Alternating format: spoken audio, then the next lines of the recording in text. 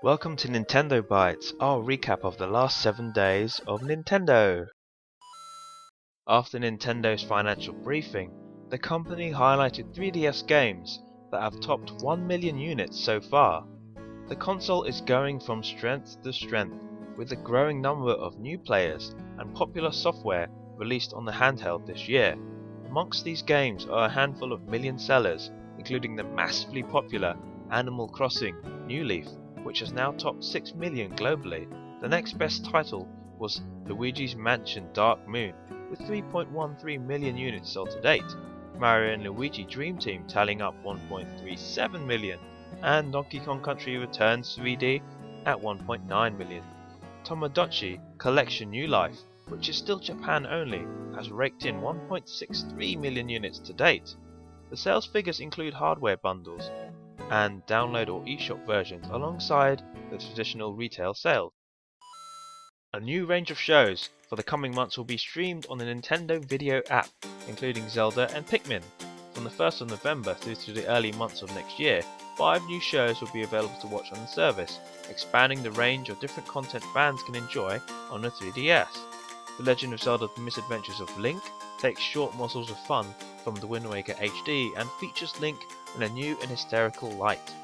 Pikmin Nature Documentaries is based on the recent Wii U game Pikmin 3.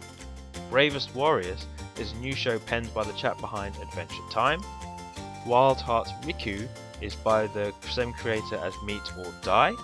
Bee and the Puppy Cat follows Bee, an unemployed 20-something who meets a mysterious creature who she names Puppy Cat. Nintendo of America have confirmed that Legend of Zelda 3DS XL is now available to pre-order.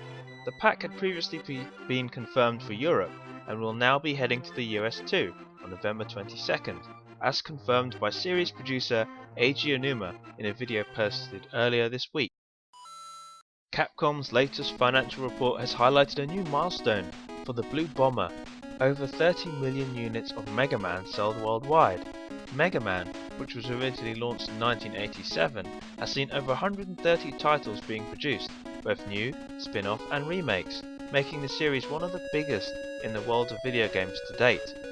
From the original, frustratingly difficult NES games to the more recent spin-offs and fan tributes, the series has had a wide number of highlights.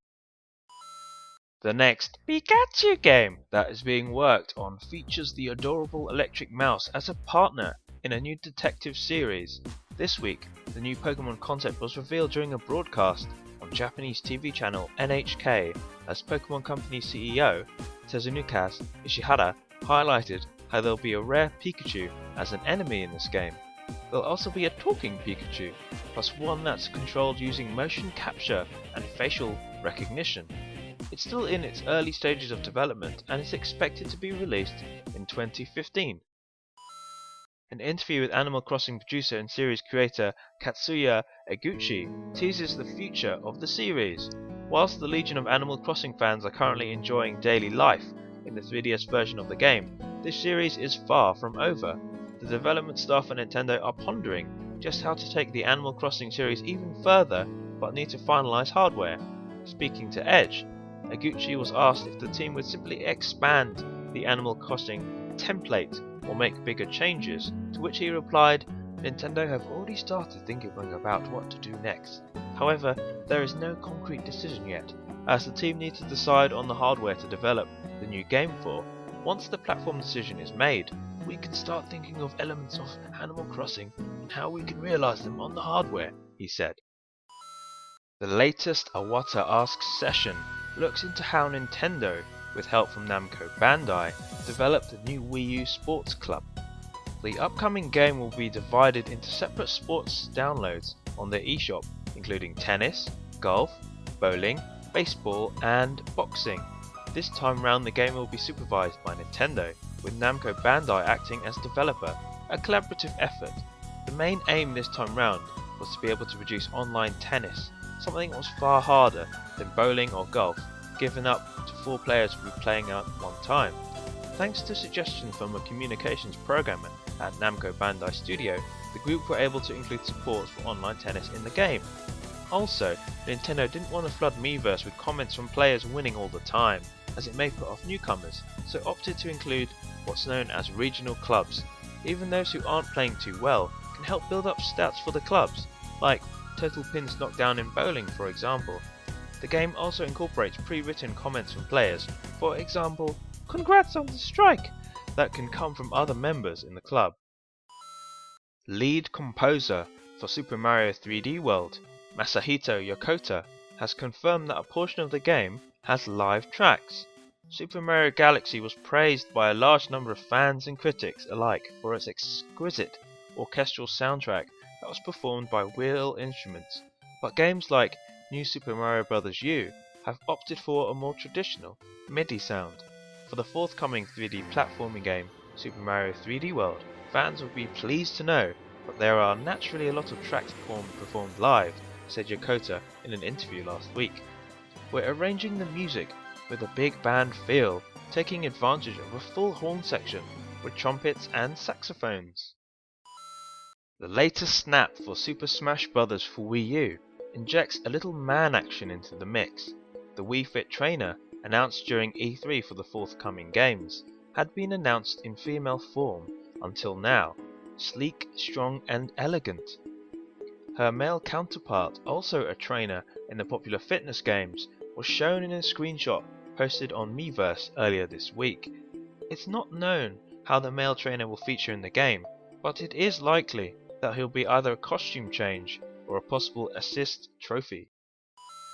Nintendo has disabled the Swapnote service around the globe due to an influx of inappropriate messages.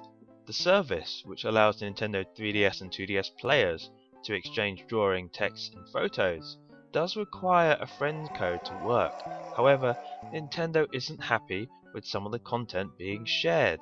Nintendo has learned that some consumers, including minors, have been exchanging their friend codes on forums and then using the Swapnote feature, known as Nintendo Letterbox in Europe, to exchange offensive material. The service went down on October 31st at 7 PM PT. During the financial results briefing, Nintendo boss Satoru Iwata talked about the strong success of download titles so far. In the last couple of years, Nintendo have truly embraced the digital download market within the ever-changing video game climate. Gone are the archaic restrictions of WiiWare and to an extent DSiWare in favour of a stream of quality and unique games. Nintendo are also providing digital copies of a number of first and third-party releases on both 3DS and Wii U. The figures for the first half of the fiscal year, which ended on 30th of September, were more than double the period of the previous year at 11.4 billion yen. Nintendo 2DS has enjoyed a sales spike in the UK over the half-term school holidays. Various retailers, including Argos, Amazon and Tesco, cut the price of the hardware to £99 in the run-up to the holiday season. Despite only being a £10 drop from the introductory base price, the hardware has found its fair share of consumers, making the Nintendo 2DS the best-selling console of the week, without combining Nintendo 3DS or XL figures. Despite this, Nintendo boss Satoru Iwata is keen to raise further awareness of the console globally. Thank you for watching. Be sure to subscribe for the latest Nintendo videos and playthroughs, and don't forget to visit us at cube3.com.